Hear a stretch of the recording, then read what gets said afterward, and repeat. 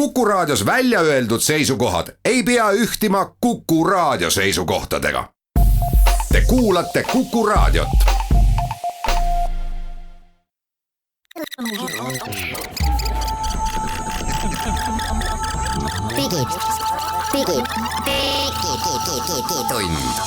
Digitund. Nutikad lahendused ja digitunni toob sinuni Elisa. Tere hommikupoolikut, head raadiokuulajad. Käes on 4. mai aastal 2020 ja eetris on Digitunni saade, et rääkida viimastest tehnoloogia uudistest ja muudest sündmustest tehnoloogia maailmas. Teie saatejuhid on ikka Hans Lõugas ja Hendrik Roonemaa ja meil saates külalisi veel ei ole, aga tuleb. Millest me räägime tänases saates? Ilmselt sellest, et kui kaugele on see, et 5G Eestis saab reaalsuseks, avatakse esimesed päris võrgud ja mis seisu jääb siis 4G? Ja 4G'st saame tegelikult ka veel rääkida, et nii kaua kui 5G'd ei ole, oleme me sunnitud oma kaugtööd kõik tegema üle 4G ja mul on päris huvitavaid kogemusi sealt, ma arvan, jagada. Heidame korraks pilgu Eesti uude streamingu teenusesse, mis töötab veebis ja mõtleme, kuidas selle saaks telekasse. Tänases saates me ei räägi uuest iPhone SE'st, millest me vist eelmises saates lubasime, et me räägime ja saab ka vastuse, miks me ei räägi. Ja siis räägime veel saates sellest, kuidas meelelahutus, kultuur, etendused, kõik selline on praegu kolinud virtuaalsele lavale. Aga kauaks need sinna jäävad ja kuidas see käib, sellest räägime saate teises pooles. Digitund.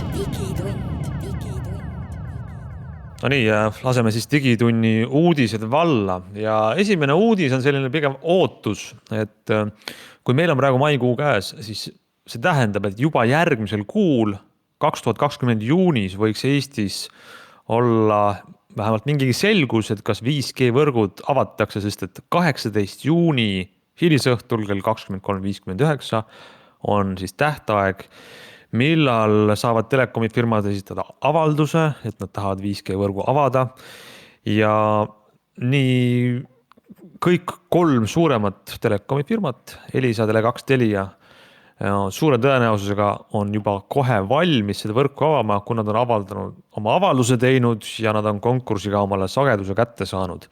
Sest et esmajärjekorras saab 5G võrk olema siis selline olemasoleva riistvara baasil uue tarkvara käivitamine, mis avab uuel sagedusel võrgu mingis piirkonnas. Et see ei ole nii, et ühe hetkega on üle kogu Eesti 100% kaetud 5G-ga, vaid kuskil suurema koormusega piirkondades avatakse esimesena siis 5G sel suvel. Juhul, no jah, kui... need operaatorid on, eks ole, sinna teatud mastidesse ju 5G nii-öelda testvõrguna päris pikka aega juba püsti pannud ja nendest pressiteateid tehtud, nii et seda 5G tegelikult meil tiksub siin ja seal kindlasti ja kui juriidiline pool on korras, ehk litsentsid on käes, siis nad saavad selle sõna test sealt võrgu eest ära võtta ja siis see muutub nagu päris võrguks ja rohkem ei olegi midagi. Tuleb meelde, kuidas ehitati 4G võrku üle, vist ma ei tea, 10 aastat tagasi, midagi sellist juba praegu ammu, siis oli ju selline olukord, et vähemalt üks operaator, aga võib-olla olid ka rohkem mälu praegu pea pealt, jagas ära, et ju me selle litsentsi saame, on ju. Ja ilma litsentsita ehitada ei keela meil keegi. Me ei tohi lihtsalt seda võrku avada, aga ehitada me võime. Ja nii nad siis tegidki. Ehitasid ultrakiirusel, tohutu nädalavahetusel öösiti ka töö käis. Ehitasid selle 4G võrgu valmis ja sel hetkel, kui tuli allkirjaga paber või oli see fail juba, eks ole, digiallkirjaga, siis sel hetkel vajutas keegi nuppu ja pum, võrk oli lahti. Nii et küllap siin on võimalik samasugune trikk teha, aga 5G on nii palju kallis tehnoloogia ja selle kasutusvajadused on nii palju nõrgemad, et muidugi mingit üle... Ma ei saa öelda muidugi, ma ei tea, aga ma arvan, et mingit üle-eestilist sellist hopsti 5G avamist me küll ei näe. Jah, no ja üks selline suur küsimärk ripub kogu selle 5G kohal veel õhus, et see on siis selline see turvaküsimus, mis puudutab Hiina päritolu tehnika kasutamist, eelkõige Huawei seadmeid, et on suur tõenäosus, vähemalt mingigi tõenäosus, täpselt suurust ei oska öelda, aga et see, et elektroonilise sideseadusega siis piiratakse seda. Et Elisa on esimesena teatas eelmisel nädalal, et nemad on Huawei seadmete põhjal võrgu valmis teinud, kui nüüd sellele tulevad piirangud nende seadmete kasutamiseks, siis võib lükkuda see veel edasi sügisesse, et kui midagi välja vahetada või mitte.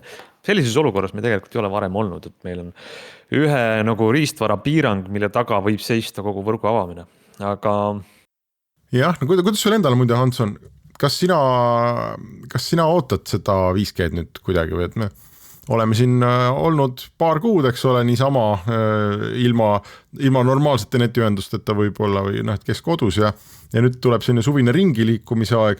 Mina ausalt öeldes tunnen, et võiks olla. Ma kasutaks, ütleme nii. No ma kasutaks ka, aga üldiselt ma pigem uurin kogu aeg seda valguskaabli kaarti, tead, riigi toetusel viiakse suvilatesse valguskaableid, et seal suvilates jah, ma uurisin ka. Vaat see kaart oli nukker minu jaoks. Jah, oli küll minu jaoks ka. Aga 5G äkki siis nagu asendaks seda valguskaablit, no praegu peab 4G-ga leppima. Ta mingisuguse kohani asendab, aga see on huvitav, et kui me veel võib-olla isegi kuid tagasi või ütleme võib-olla näiteks aastake tagasi oli väga raske leida märke sellest, et nagu tavakasutaja jaoks võiks 4G hakata kitsaks jääma. Siis täna juba ma ütlen, et mina neid märke vaikselt juba näen. Sellepärast, et ootamatult olen ma olukorras, kus ma pean oma töö tõttu gigabaitide kaupa faile alla ja üles laadima.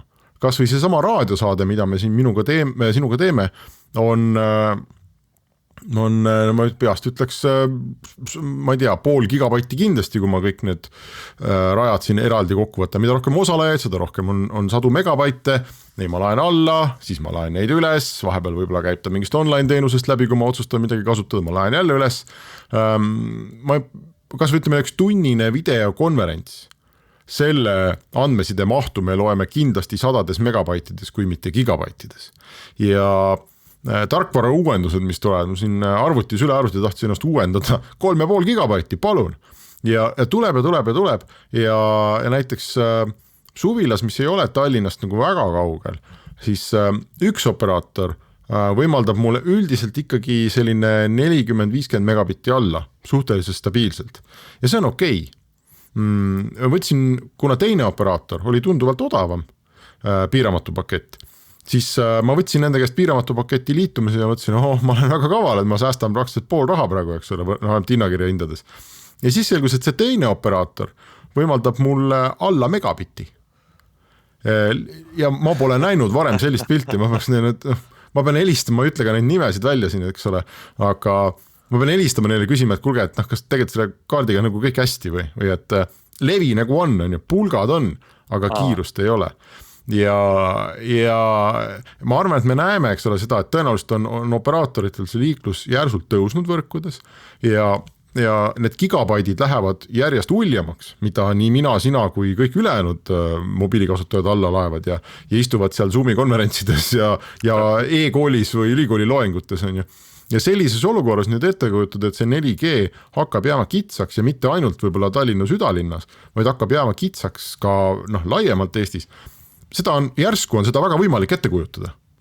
Ja iga kord, kui ma neid sadu megabaite oma tööfaile, näiteks raadiosaate faile liigutan üles alla kuskil maal istudes ja linnulaulu kuulates, siis ma mõttes pean sellise 4G väärtustamise nagu seisaku või pausi, et see on täiesti uskumatu, et meil selline asi on nii laia leviga ja tegelikult nii mõistliku hinna eest on ju.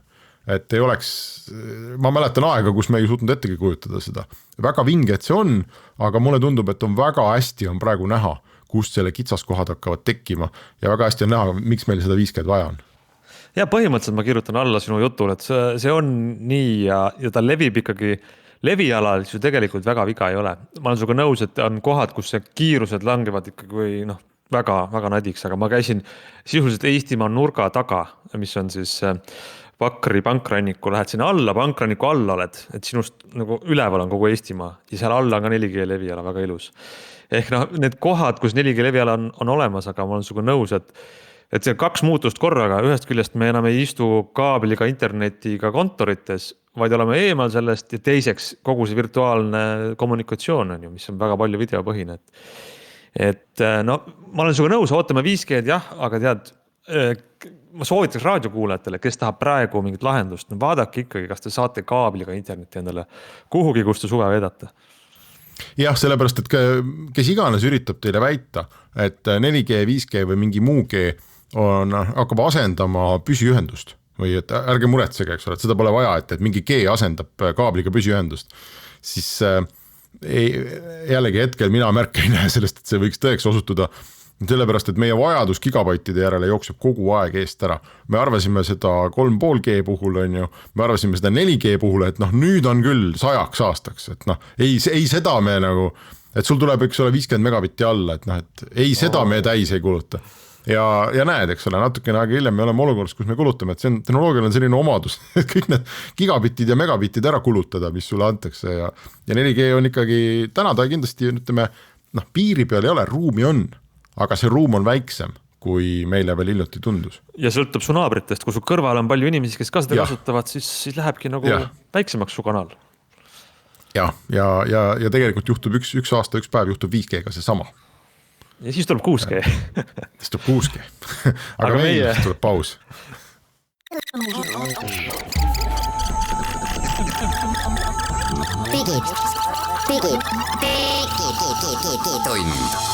Digitund. Nutikad lahendused ja digitunni toob sinuni Elisa. Ja digitund läheb edasi ja räägime nüüd väga heast teemast. Räägime sellest, miks me ei räägi iPhone SE-st. iPhone SE on tükk aega tagasi välja tulnud. Meil valitseb saates konsensus selles osas, ma võin öelda kuulajatele, et see on tähtis telefon, see on oluline telefon. Sellest tuleks rääkida, sest ta on uus ja soodne iPhone, millel on võib-olla suur huvi osta inimestel ja ta peab aru saama, et kas ta siis on väärt seda ka rahagi ja kuidas ta konkureerib sama hinnaklassi väga paljude teiste telefonidega. Aga Henrik, sa võtsid eesmärgiks, et sa siis testid telefoni, kasutad, hindad. Kuule, ma võtsin lausa isegi kõrgema eesmärgi, ma ostsin selle. Ma leidsin kõige kiirem viis. Ma leidsin kõige kiirem viis seda testikat saada ja ilmselt võiks olla üks iPhone ka ikkagi ajakirjani tehnoloogia inimesel. Et ma ostan selle ja veebipood ütles, et 30. aprillil kell 8, kui Eestis see müük pidi algama, ametlikult on see sul pakiautomaadis. Ma olin valmis neile andma tegelikult päev 2, et mine tea, praegu on palju pakke automaadis. Aga siis, kui ma hakkasin uurima 30. aprillil kell 8, et kus on, siis nad tükk aega ajasid seda taga ja siis lõpuks teadsid mulle, et oi, aga need ei olegi Eestis. Et see tarne lükkus edasi.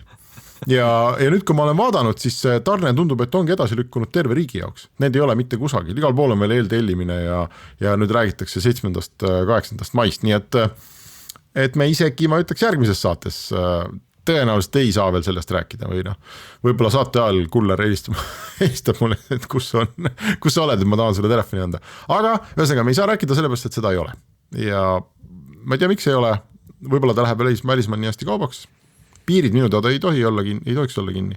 Võib-olla oli tootmisega mingi oma, Apple'i koguseid vähendati. Hoiame kuulajaid kursis, et ilmselt ei ole ka kuulajatel veel. Aga muide, ma nii palju, et Ameerikas ikkagi ajakirjanikud on selle ju kätte saanud ja testid on ilmunud ja võib öelda, et testid olid täpselt sellised, nagu me arvasime, et nad on, ehk ühtegi üllatust selle telefoni juures nagu ei ole. Et see on iPhone 8 kesta pandud kaasaegse sisuga iPhone ja täpselt selline ta ongi. Mõned pisiasjad seal olid, ma räägin endast paari saate pärast.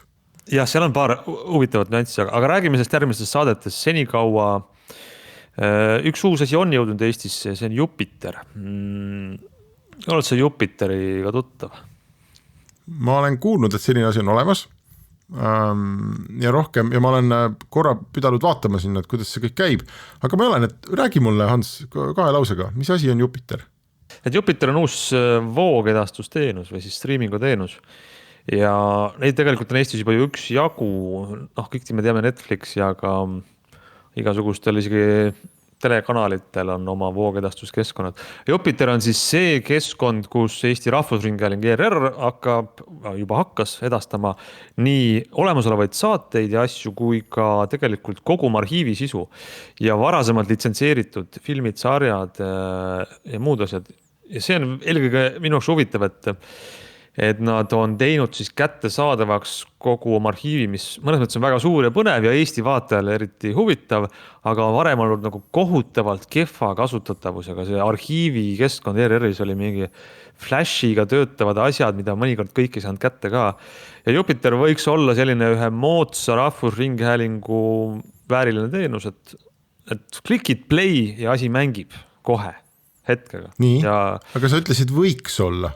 Ta suures osas ongi, ta töötab brauseris ja ma tahan ka tegelikult meie saate kontekstis korraks puudutada seda teemat, et kuidas pilt saada suuremale ekraanile, et Jupiter praegu töötab brauseris, lähed Chrome'is sinna aadressile, milleks on siis Jupiter RRE ja asjad töötavad. Aga tahaks ju suurelt ekraanilt vaadata ja seal selliseid lahendusi, mida me praegu saaksime soovitada vaatajatele, mulle tundub, et on nagu 1 ja 2, aga mitte väga head. Et esimene kõige lihtsam ja kõige varem variant alati on saada oma arvutist pilt suurel ekraanil on Chromecast ja minul see tööle ei hakka. Tee või tina. Ma nüüd ei taha öelda, et see on Jupiteri süü, sest see on praegu üks näide, et minu telekasse see ei tööta, see lihtsalt failib, ebaõnnestub see ülekanne. Aga see nupp on sul seal olemas, et sa saad nagu Chromecasti alustada, eks ole. Mul on ka see nupp, ma olen proovinud niimoodi just hästi lühidalt ja minul töötab. Sinul ei tööta, ilmselt on seal mingi tehniline põhjus, aga minu meelest on positiivne, et see Chromecastimise võimalus on üldse olemas. Sest Chromecast on ju suhteliselt odav, selline mõnekümne eurone hästi lihtne jublakas, mida teleka külge panna ja pilt sinna saada. Muide, ma avastasin, et maal on sellest väga, ütleme, mitte vähe kasu, aga seal on üks keerukus lisandub juurde. Chromecast tahab olla Wi-Fi's, see Chromecasti pulk. Tahab, jah. Ja kui see Wi-Fi on sul näiteks hotspotiga maal või näiteks selle Huawei taskuruuteriga ja su abikaasa võtab selle ja läheb kõrvalmajja videokonverentsi pidama, siis sul ei ole Jupiteri. Ja Chromecasti ka ei ole. Ja see Chromecast peab siis kuidagi selle tekkiva ja kaduva Wi-Fi võrguga kuidagi suhestuma ja see on tema jaoks keeruline, ütleme nii, et on Wi-Fi, ei ole Wi-Fi, on Wi-Fi, ei ole Wi-Fi. Jah, nii et kellel on Maci arvuti, siis saab AirPlay'd kasutada, mida mina olen kasutanud, milleks on vaja teleka külge panna see Apple TV purk, et siis peegeldada. Aga muidugi, kuidas see päriselt peaks töötama ja kuidas see võiks olla, mis ma ütlesin, ja ma loodan, et see jõuab ka sinna, on see, et telekas on ikkagi juba olema selleks rakendus. Ma olen näinud siin ERR-i uudistoimetuse juhilt Andor Samostist, et tema testib juba vähemalt Apple TV rakendust, et tegelikult oleks väga vaja Androidi rakendust, mis töötaks suure ekraaniga seadmetel, sest Androidiga telekatel on praegu olemas väga hea ETV äpp, mida ma ise kasutan tihti, aga streamingu teenuse jaoks puldiga käivitamiseks on vaja eraldi äppi, millega navigeerin sinna ja panen käima ja töötab.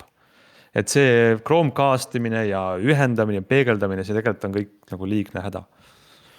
Jah, ja ütleme, see lisab sinna sellise keerukus juurde. Üks kõige lihtsam võimalus on veel, mida sa isegi ei maininud. See on see, et sa võtad oma sülearvuti ja paned HDMI kaabli sinna külge ja lükkad selle telekasse. Aga see ei ole keeruline, aga ta on, ma arvan, parajalt tüütu, et sa teed seda ühe korra ja teise korra, aga sa pead ikkagi see on nagu 100 aastat tagasi oli fotograafi juurde pildi tegemine, et pikem ettevalmistamine pidulikuks siis Jupiteri õhtuks, kui keegi tahab. Ja sellises olukorras, mu teleka puldi peal on Netflixi nupp, on ju. Et minul, ütleme ka lastel on lihtsam vajutada Netflixi nuppu, vaadata ingliskeelseid multikaid, kui ma tahaks, et vaataks äkki sealt kas või ma ei tea, viimstel liikjad. No Netflix maksab selle eest teleritootjatele, et see nupp seal oleks ja need summad ei ole väiksed. Nii et ma luba ennustada, et Jupiteri nuppu sinna telekapuldile ei tule. Seda ma ei soovi. Seda ma ei nõu. Aga äpp muidugi võiks olla. Aga vaata, see näitab sellise teenuse tänapäeval sellise teenuse ehitamise keerukust, et sa võid, sul on arhiiv, sul on see sisu, on ju, ja sa teed selle tehniliselt valmis, et inimesed saavad vajutada play ja vaadata, aga see ökosüsteem on sul sealt puudu ja see on puudu isegi siis, kui sa oled suur organisatsioon nagu ERR ja seda on õudselt raske tekitada ja isegi kui sa teed selle Androidi äppi, siis ma vean kihla, et me siin saame pikalt rääkida, kuidas see mingil telekal töötab ja mingil telekal ei tööta ja kuidas mingid inimesed ei saa aru, kust seda tõmmata ja kus see nüüd läks ja siis tuleb uus teleka mudel välja ja seal ta ei tööta ja ja see ei ole mitte kuidagi mõeldud ERR-ile näpuga näitamiseks, vaid see lihtsalt on selle tänapäeva hästi sellise fragmenteerunud maailma paratamatus, mis noh, väikestele riikidele nagu Eesti on suureks õnnetuseks ja noh, suur Netflix või suur Apple, eks ole, saab sellest läbi purjetada lihtsalt jõuga, aga meie ei saa. Me saame muide hoopiski minna pausile ja siis me oleme tagasi varsti.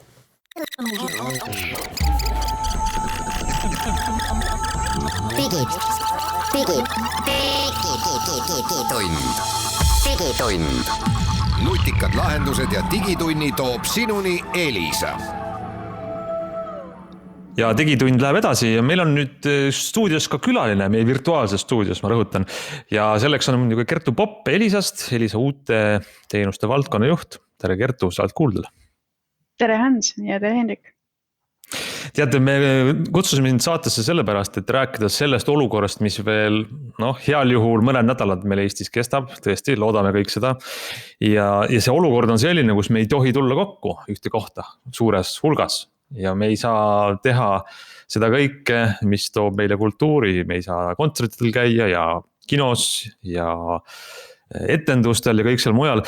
Ma saan aru, Kertu, et Elisal on selline asi nagu Elisa Stage, Elisa lava, mis peaks olema mingisugune virtuaalne asendus kõigele sellele, millest me päris maailmas ilma jääme.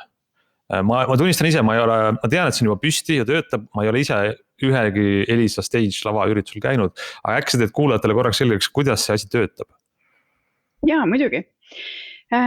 Elisa Stage on mõeldud siis, nagu sa ütlesid, kogu selle kultuuri koju toomiseks, mis praeguse eriolukorra tõttu muidu jääks ära. Ja seal on siis kõiksugu artistidel võimalus oma tööd publikuga jagada ja selle eest ka piletitulu teenida. Hetkel me siis oleme võimaldanud päris mitu kontserti virtuaalselt juba maha pidada ning sinna lisandub nüüd järgmisel nädalal ka filmifestival, Haapsalu õudusfilmide festival, mis siis muul juhul oleks pidanud ära jääma. Aga nüüd saavad kõik õudusfilmide sõbrad siis läbi Elisa Stage'i neid filme nautida. Lisaks on seal teatrietendused ning sinna lisandub ka samuti järgmisel nädalal emadepäeva kontsertsalvestus Linnateatriga. Eesti igasugused artistid on ju ja vaata teatri näitlejad ka on teinud siin karantiini ajal erinevaid üritusi, eks ole. Ja mõni neist on kasutanud Zoomi ja mõni neist on kasutanud siin Facebook Live'i, treenerid ma vaatasin teevad mingisuguseid grupitrenne, joogasid ja mida iganes. Kuidas Stage erineb sellest kõigest, mis meil praegu juba on? Peamiselt kahel viisil. Üks asi on kvaliteet, ehk siis see streamingu kvaliteet ja pilt ja see sisu, mida lõpptarbija siis naudib, on oluliselt parem kui Facebook või Zoom võimaldavad. Ja teiselt poolt väga oluline artistile on võimalus oma sisu eest ka tasu küsida. Ehk siis vaatajatel on võimalik see virtuaalne pilet osta selle jaoks, et artist, olgu ta siis teater, muusik või mingi festivali korraldaja, saaks ka oma tuluvoo. Ma hüppan siia vahele selle mõttega, et kuidas see suhe seal selle esineja ja publiku vahel on, et kas tal on ka mingid tagasiside võimalus või mitte, et ma tean üks hästi populaarne stand-up oli siin üks vahe, kas ta oli Zoomis või ma ei mäleta, mis platvorm ta oli, kus siis Zoomis, et sa said jätta omalt poolt, publiku poolt Zoomis mikri lahti ja ka kaamera lahti ja ta nägi sind ja mida sa kodus lõkerdasid või siis ei lõkerdanud, on ju. Kas ja kuidas te olete mõelnud, kuidas see Stage'is, kuidas see pool töötab, et esineja näeb ka, mis rahvas teeb? Jaa, ka meie oleme kasutanud videoplatvormi, ehk siis meil nüüd alles hiljuti Volbriööl oli Terminaatori kontsert, kus siis kõik Terminaatori fännid olid ka tegelikult, enamus Terminaatori fänne olid ka videopildis ja Jaagup siis ka sai nendega suhelda. Samamoodi oleme kasutanud Votemo, Eesti startupi lahendust, kus siis on võimalik jätta emotsioone, ehk siis saata südameid või laike, aga ka plaksutada. Aga see videopildis kaasaelamise võimalus on, ma ütleks, et praegu kõige rohkem, kõige palavamini armastatud tõepoolest. kas mina kui vaataja nüüd, peab mul olema mingi äpp või kuidas ma sinna stage'i saan või kui artist saadab mulle mingi lingi ja ütleb, et õhtul kell 8 kontsert toimub siin, kuidas see toimib?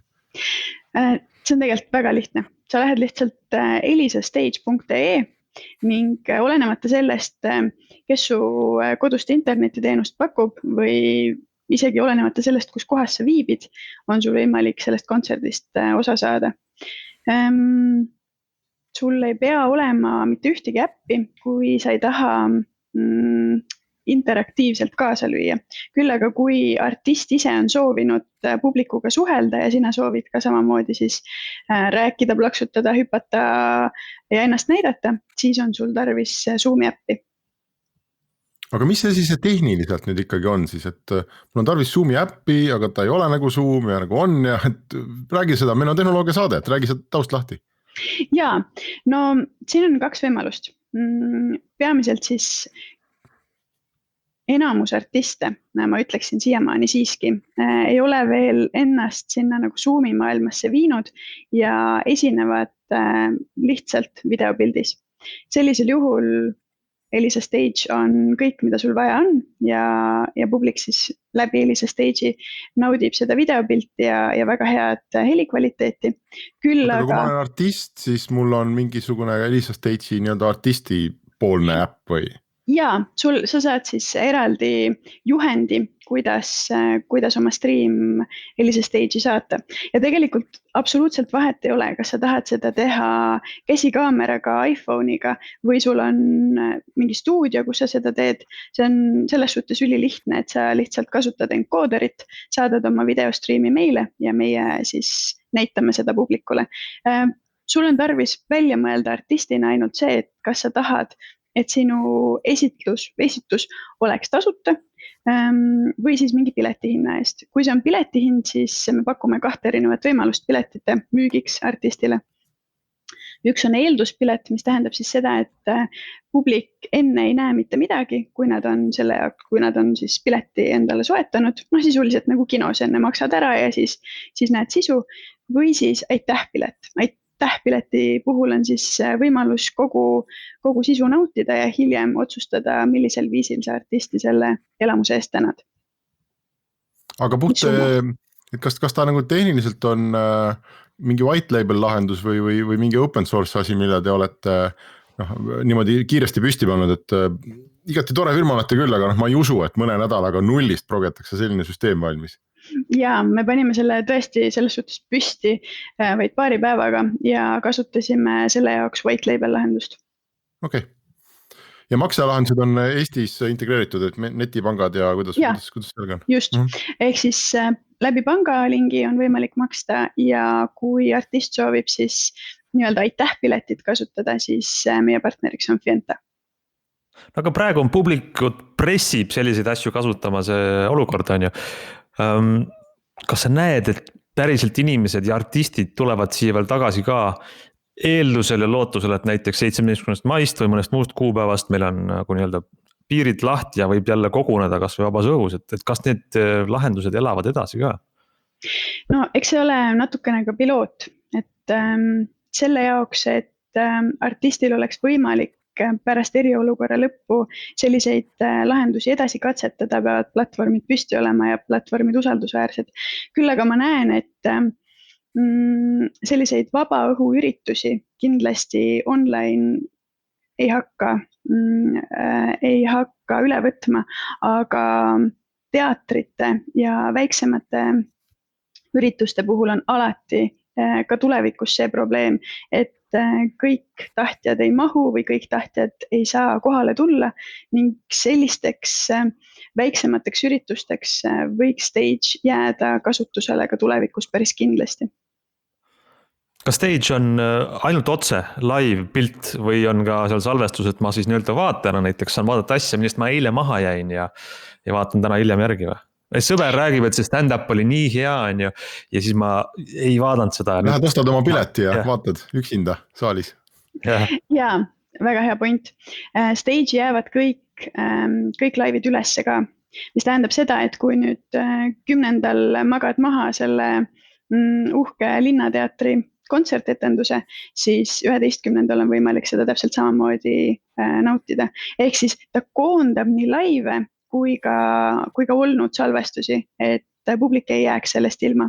Mul tekib pähe paralleel, et see nagu televisioon, vaatad kas otse või järgi. Aga maksad iga saate eest? No tead, natukene nagu on ka selles suhtes, et hetkel on meil see võimalus läbi ekraani artistide loomingut nautida ja me peame lihtsalt ise meeles pidama, et artist esineb meie jaoks praegu laivis, ta teeb seda kuidagi natukene teistmoodi, kui ta võib-olla telekas teeks. Aga jah, see on võimalus artiste toetada, teatreid toetada, festivale toetada olukorras, kus neil muidu puuduks publik.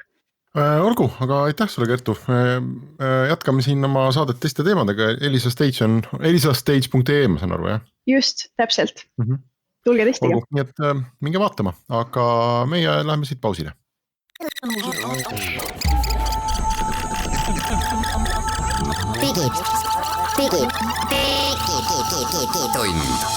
Digitund. Nutikad lahendused ja digitunni toob sinuni Elisa. Ja digitund läheb edasi ja me räägime nüüd ühest uut moodi videokonverentsist, mida Hans proovis, selle nimi on human.online.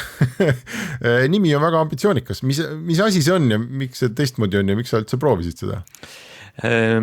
Videokonverentsi on väga erinevad videokonverentsi tarkvarasid, aga kõiki neid ühendab üks asi, et sind keegi kutsub sinna konverentsile, siis pead selle inimesega rääkima mingit, ma ei tea, tööjuttu või teed mingi eesmärk on sellel kohtumisel. Ja see on väga naljakas keskkond, see human.online, see muudab selle vastupidiseks, et sa lähed sinna ilma eesmärgita. Ja ma päris hästi ei osku seletada, miks seda tehakse, aga selle toimib niimoodi, on brauseris. Ma liitun siin selle kontoga ja see lubab mitte jagada minu konto andmed, kellega ma kohtun ja siis ma 1 minut pean videokonverentsi võõra inimesega kuskilt teiselt poolt maakera ja heli ei ole. Ehk siis sa vaatad teist inimest, tema vaatab sind, võib-olla sa naeratad, võib-olla sa lehvitad, võib-olla sa oled lihtsalt ja see mõte on, et viia see videokonverentsid ja digitaalne, kuidas siis öelda, kogemus selliselt stressi tekitavalt ja töiselt meeleolult hoopis teatud teisele tasandile, kus sa lihtsalt hindad teist inimest või õigemini teise inimest ei hinda, vaid hindad selle inimesega koos veedetud minutit. Ehk siis ma ei oska sulle peaks hästi liigitada, mis asi see on, kas see on mediteerimisvahend või see on selline mingisugune fenomen või selline kunstiprojekt, aga ühesõnaga minut aega võõra inimesega ilma helita vaatad otsa ja mina nägin ühte poissi, kes mulle tundus olevat kuskilt, ma ei tea, Lõuna-Ameerikast nagu nägi välja suke tänav ja nägu ja siis üks härra oli nagu ma ei tea, Itaalia või Hispaania stiilis, aga ma ei saa inimesega tuttavaks ei saa, ma lihtsalt vaatan teda, võib-olla siis... Saad lehvitada talle? Ja ongi kõik. Kas need inimesed olid riides, kellega sa rääkisid? Ja, olid riides. Ma arvan, et see on selle teenuse võib-olla algfaas praegu, sellepärast, et neid sellised teenused, mida sa kirjeldad, on aastate jooksul ikka tehtud. Chatroulette tuleb näiteks esimesena meelde ja Omegle on üks ja neid on terve rivi ja ka see chatroulette algas umbes samamoodi nagu sina kirjeldad, aga üsna kähku jõuti selleni, et seal ikkagi võeti riided sellest ära. Nii et kui sa sinna nüüd lähed võib-olla mõne päeva pärast või näiteks nädala pärast, siis ma arvan, et seal enam inimestel riideid ei ole. See oligi selle teenuse üks eripära, et sa pead registreerima ja konto tegema sinna selleks, et sind saaks bännida. Et kui keegi vähegi ütleb, et sa oled seal midagi sellist teinud, riid ära võtnud, siis sa tagasi ei saa. Kindlasti on ka sellised keskkondi. Samas äkki oleneb, et kes sa oled, et kui sa oled ikkagi meeldiva välimusega inimene ja võtad riided ära, et siis võib-olla ka keegi väga ei raporteeri sind, et õudne, halb asi juhtus minuga. Võib-olla. Aga ma arvan, et see on üks teine keskkond. Nendes seda ei usu. Ma olen valmis kihla vedama, et see sinu Human Online läheb väga kiiresti riietevabaks teenuseks. Vaatame, teeme nii, et sa lähed sinna 6 aja pärast uuesti ja siis ütled, kas sa nägid seal riides või ilma riieteta inimesi. Võin proovida. Okei. Aga nii kaua sa saad meile rääkida ka sellest, kuidas häkkerid ründasid tipparhitektuuribürood Zaha Hadid. Ma nägin, sa kirjutasid Twitteris ka sellest. Mis selles erakordselt on? Ikka rünnatakse iga päev kedagi kuskil. On küll ja esmapilgul on see erakordne, et see Zaha Hadid on tõesti kas maailma üks kõige vingemaid arhitektuuribüroosid või siis noh, seal tipus, et isegi nendega juhtub, aga tegelikult see loo sisu on hoopis see, et nad on väga korraliku sellise turvaseisundiga ja poliitikaga, et nad on teinud varukoopiaid ja kui siis häkkerid tulid, mingi uus rühmitus, ütles, et me oleme krüpteerinud teie andmed ja kätte saanud, et makske lunaraha, siis nad ei reageerinud, ei teinud midagi, sest et noh, neil on varukoopiad olemas ja taastavad süsteemid elavad edasi. Aga mis on selles mängus muutunud, see, mis on suur krüptolunavara mäng, on see, et enam ei käi selle krüpteerimise peale, et sa oled andmetest ilma, vaid välja pressimine ja selline šantaaž andmete avaldamise osas. Need häkkerid jäid pika ninaga, kuna nad ei saanud seda lunaraha, sest et bürood ei huvitanud nende andmete dekrüpteerimine. Ja siis hakkasid need häkkerid seal andmetest tuhnima, mis on tegelikult selle firma näiteks e-postkast, on ju, tuhandete töötajate meililogi ja otsisid sealt välja kompromiteerivat materjali ja hakkasid niipidi šantažeerima, et kui te ei taha, et me selle avaldame, siis makske. Me räägime sellest, kuna nad ei maksnud, on ju, sellepärast see avaldati ja seal on sellised piinlikke asju nagu noh, kliendi raha eest lennutati mingid isiklikke siis pereliikmed või kedagi kuskil teisel pool maakera ja raisati ja korruptsioon ja kõik selline, mida ükski nagu enese reputatsioonist hooliv ettevõte ei taha, et see välja tuleks. Aga kus sa tead, et need asjad seal on? Kas need siis pandi kuskile torrentina üles ja kõik sai neid alla tõmmata? Häkkerid pandi nagu näidised sellest üles, mitte kogu seda punti veel, aga näidised, et selles postkasti sisu on ju, et mingid tõid välja näited, mida nad on leidnud.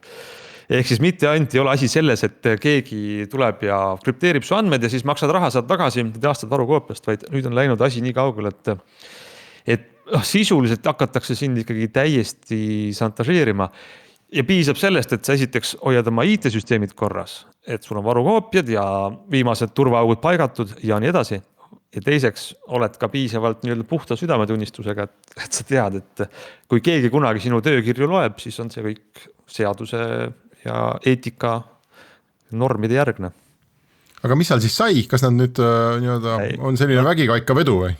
Ei, no nad ei ole ikka veel, nad ei maksa, nad ei tee midagi, noh, see on selline seisund, kus enam tegelikult neil ei ole enam edasi kuhugi minna, et kui nad nüüd kannaks üle lunaraha ja maksaks, siis nad noh, milles mõttes võtaks kõik omaks, et neil on seal korruptsioonile viitavat infot ja muud sellist, et siin ei ole midagi teha, et vaatame, kas nüüd riputatakse kogu asi välja kuskile tume veebi, mida ilmselt tehakse, sest siis järgmine ohver, kes saab samadelt tüüpidelt kirja, näeb, ma nägin, mis juhtus Zaha Hadidiga ja kui ma nendega niimoodi tehti, no parem maksame ära selle paarkümmend bitcoini või rohkem. Samas see on ju väga huvitav, et nad teevad seda Zaha Hadidiga, kes igas suures firmas on, eks ole, igasuguseid tehinguid, mis nagu globaalselt tegutseb ja kindlasti on võimalik ette kujutada, et seal midagi sellist toimus, nagu sa kirjeldasid, aga on ju palju huvitavamaid sihtmärke, kelle postkast ära ajada. On valitsused, linnavalitsused, firmad, kes ajavad riigiga asju, ma ei tea, kaitsetööstused, no minu pärast kas või mingi tänavapuhastusfirma, eks ole, kohalikul tasandil see võib väga suuri mullistusi tekitada, kui näha, et kuidas seal potentsiaalselt mingid linnaametnikud ja ärimehed omavahel suhtlevad või see on ju selline lõpmatu kuldvara. Ma olengi alati imestanud, et Eesti ütleme, asudes geograafiliselt sellises kohas, nagu me asume, et meil näiteks enne valimisi ei ole lekkinud mõnede oluliste inimeste postkaste, ütleme Outlooki faile kuhugi torrentisse. See ei ole ju tehniliselt võimatu. Ei, vägagi teostatav. Ära kutsu kurja tuppa, nagu öeldakse, vanarahvas ütles, aga su jutt on tegelikult väga mõistlik ja väga õige, sellepärast, et see, et sa avaldad midagi, mis sulle on salajane, sa ei taha, et avalikuks saab, see annab suure võimu sellele, kes nüüd andmed endale siis varastab, näppab kuidagi sinu süsteemidest.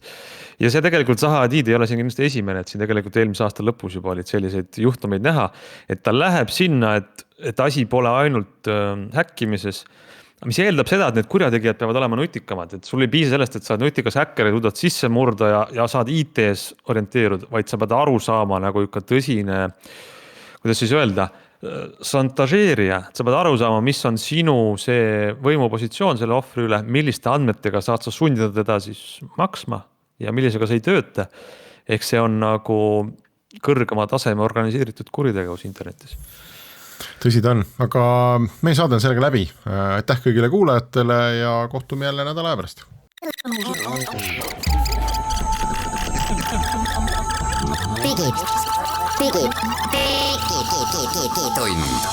Digitund. Nutikad lahendused ja digitunni toob sinuni Elisa.